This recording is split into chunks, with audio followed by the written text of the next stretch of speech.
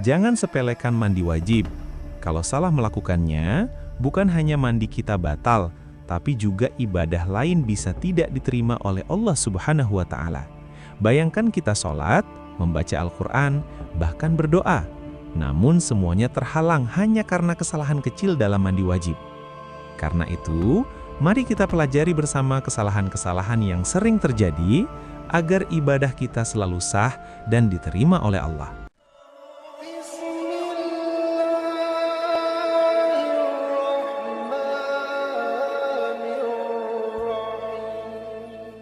Assalamualaikum warahmatullahi wabarakatuh. Jika video ini muncul di berandamu, ini adalah petunjuk dari Allah kepadamu. Setidaknya sempatkan menulis salawat kepada Rasulullah SAW di kolom komentar. Insya Allah bisa menjadi bukti kecintaan kita untuk mendapat syafaat kelak di akhirat. Dan saya ucapkan banyak terima kasih kepada para sahabatku semua yang telah like, komentar, dan subscribe channel ini. Saya doakan semoga tetap dalam keadaan sehat walafiat dan selalu diberikan rezeki yang berlimpah oleh Allah Subhanahu wa Ta'ala. Amin ya Rabbal Alamin.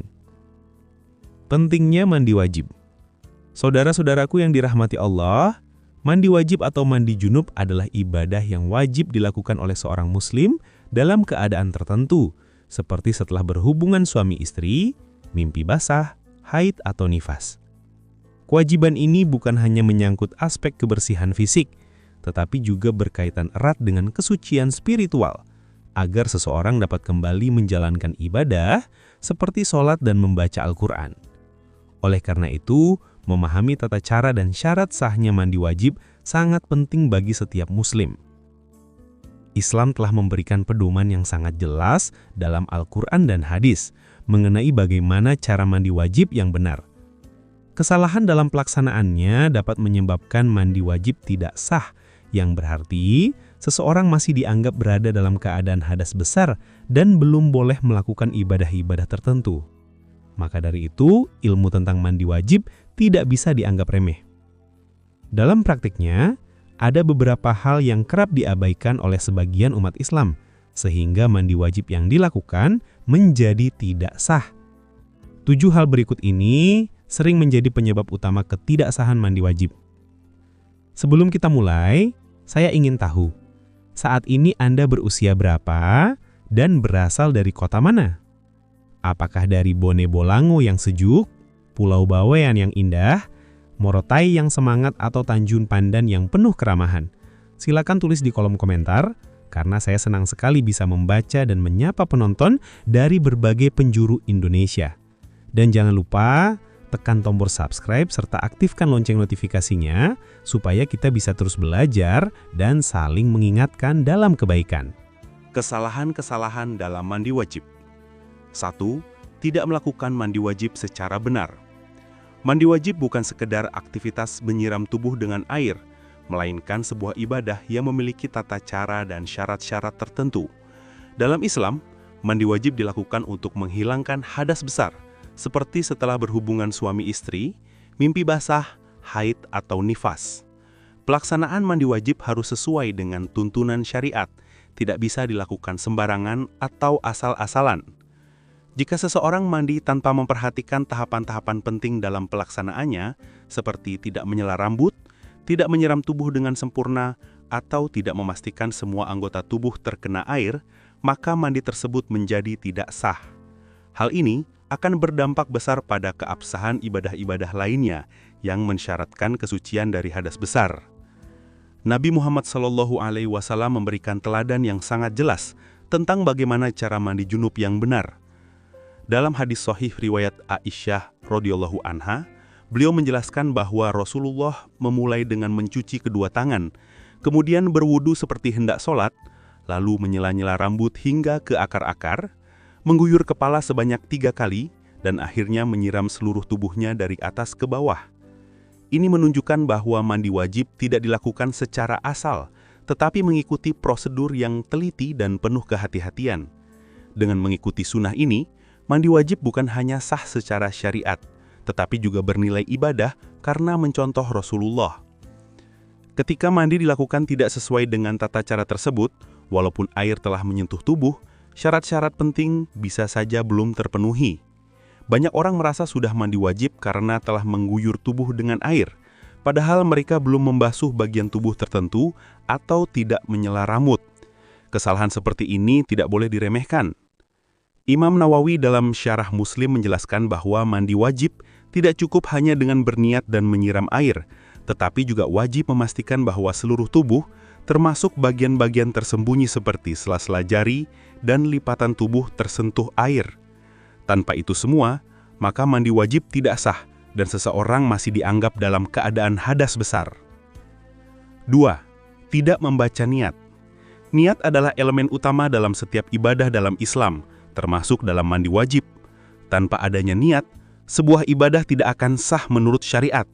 Hal ini ditegaskan dalam hadis Nabi SAW, sesungguhnya segala amal tergantung pada niat, dan setiap orang hanya mendapatkan sesuai dengan apa yang ia niatkan.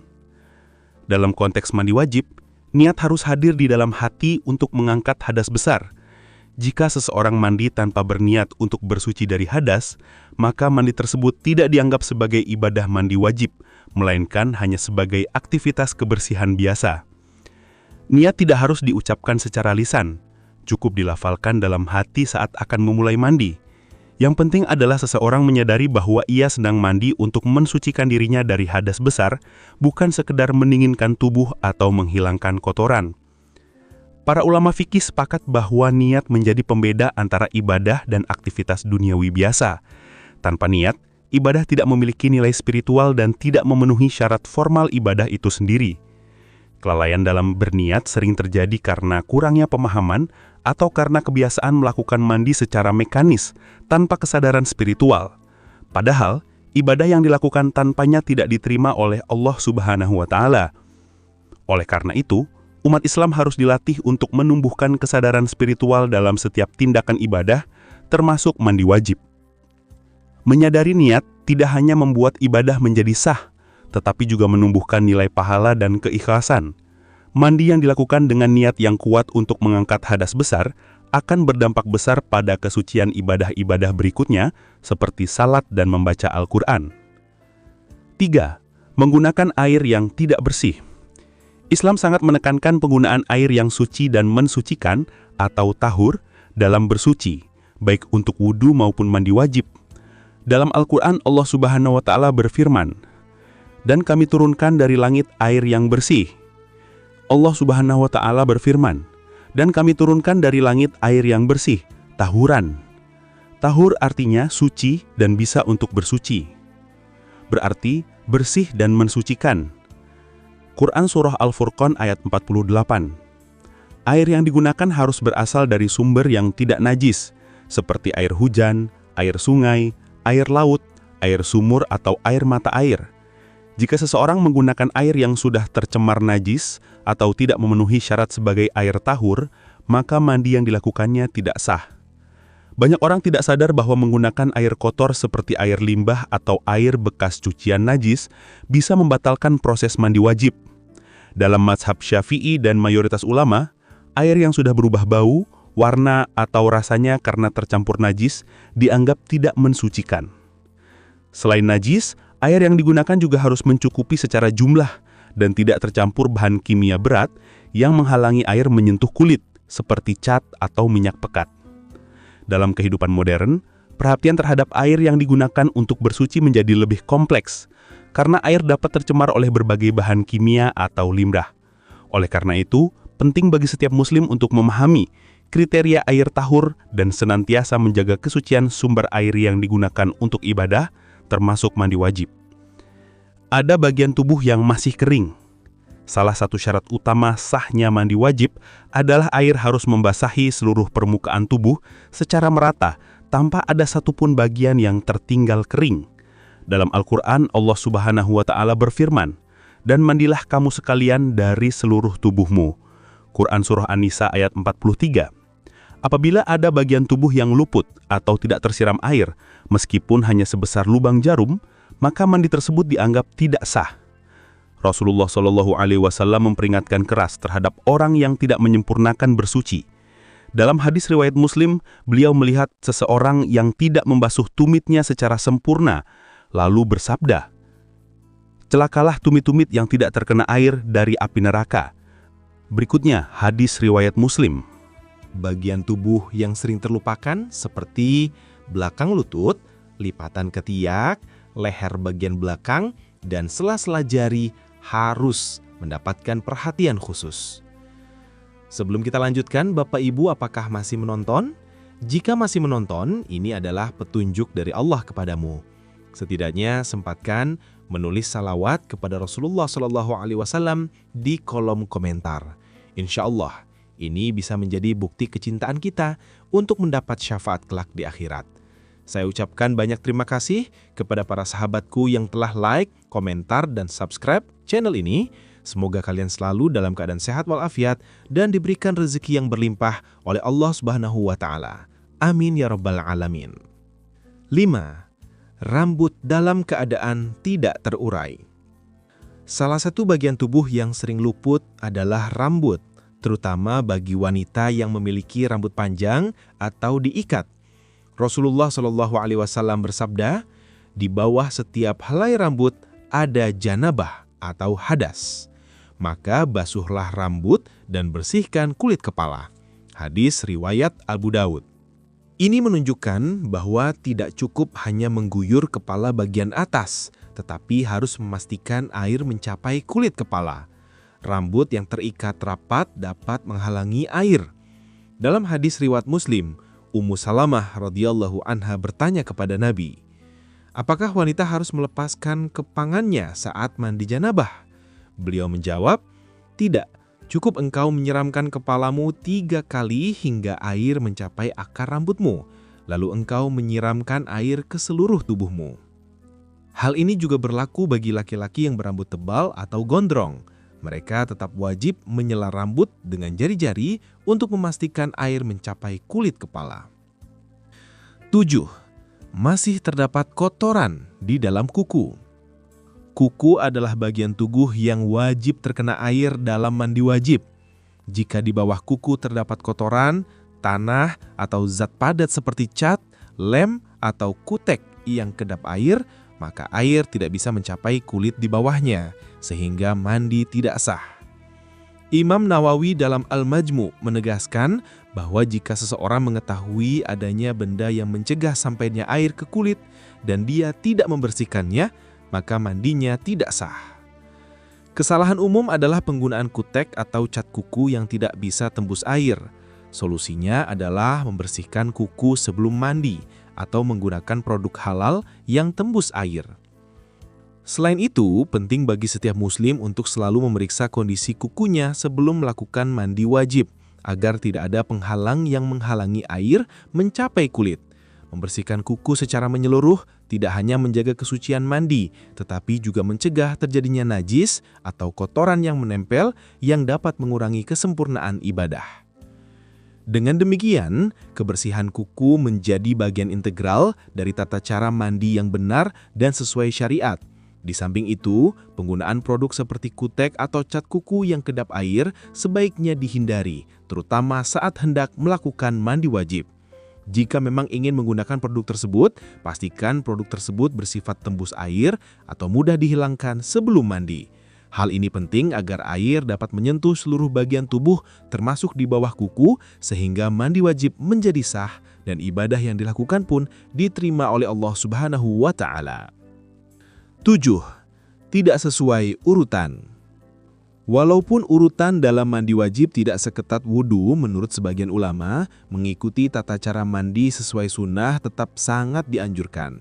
Bahkan bisa menjadi syarat kesempurnaan ibadah. Dalam hadis riwayat Aisyah radhiyallahu anha, Nabi SAW dijelaskan memulai mandi dengan mencuci kedua tangan, berwudu seperti sholat, menyela rambut, mengguyur kepala, lalu menyiramkan air ke seluruh tubuhnya. Jika urutan ini ditinggalkan secara total atau dilakukan acak hingga menyebabkan ada bagian tubuh yang tidak tersiram, maka mandi bisa tidak sah. Selain itu, mandi wajib juga memiliki tujuan utama untuk mensucikan diri dari hadas besar, sehingga seseorang dapat melaksanakan ibadah dengan sah dan diterima. Dengan mengikuti tata cara mandi sesuai sunnah, seseorang tidak hanya membersihkan fisik, tetapi juga menjaga kesucian spiritual yang menjadi landasan utama dalam menjalankan berbagai ibadah seperti sholat, puasa, dan tawaf. Lebih jauh lagi, memperhatikan urutan dan tata cara mandi wajib sesuai sunnah juga mencerminkan ketaatan dan kehati-hatian dalam menjalankan perintah agama. Hal ini menunjukkan kesungguhan seorang muslim dalam menjaga kesucian dirinya, serta menghormati tuntunan Nabi Shallallahu Alaihi Wasallam yang telah memberikan contoh terbaik dalam setiap aspek kehidupan, termasuk dalam hal bersuci. Dengan demikian, mandi wajib yang dilakukan dengan benar tidak hanya menjadi kewajiban, tetapi juga ibadah yang mendatangkan pahala. Penutup, saudara-saudaraku yang dirahmati Allah, mandi wajib adalah ibadah yang sangat penting dalam kehidupan seorang muslim, karena menjadi kunci untuk melaksanakan berbagai ibadah lainnya. Kesalahan dalam pelaksanaannya dapat berdampak besar pada sah atau tidaknya ibadah seseorang. Oleh karena itu, sangat penting bagi kita untuk mempelajari dan memahami dengan baik syarat sah mandi wajib. Ketujuh poin di atas menunjukkan bahwa Islam memberikan perhatian yang besar terhadap aspek kebersihan dan kesucian, baik lahir maupun batin. Tidak hanya sekedar membasuh tubuh dengan air, tetapi juga dengan kesadaran spiritual dan niat yang benar. Hal-hal yang tampak kecil seperti kukut kotor atau rambut yang tidak disela ternyata bisa berdampak besar pada keabsahan mandi wajib. Marilah kita senantiasa menjaga kesucian diri dengan cara yang benar sesuai tuntunan syariat. Ilmu tentang mandi wajib ini hendaknya tidak hanya kita pelajari, tetapi juga kita ajarkan kepada keluarga dan orang-orang terdekat agar ibadah kita semua diterima oleh Allah Subhanahu wa Ta'ala dan dijauhkan dari kelalaian yang bisa mengurangi kualitas ibadah. Jangan lupa untuk bagikan video ini kepada keluarga, sahabat, atau grup pengajian Anda agar lebih banyak orang mendapatkan manfaatnya. Dan tentu saja, tekan tombol like kalau Anda merasa video ini bermanfaat. Subscribe dan aktifkan loncengnya supaya kita bisa terus belajar bersama di Lafaz Ilmu. Demikian yang dapat saya sampaikan, semoga yang menyimak video ini sampai akhir terhindar dari neraka dan dimasukkan ke dalam surganya. Wassalamualaikum warahmatullahi wabarakatuh.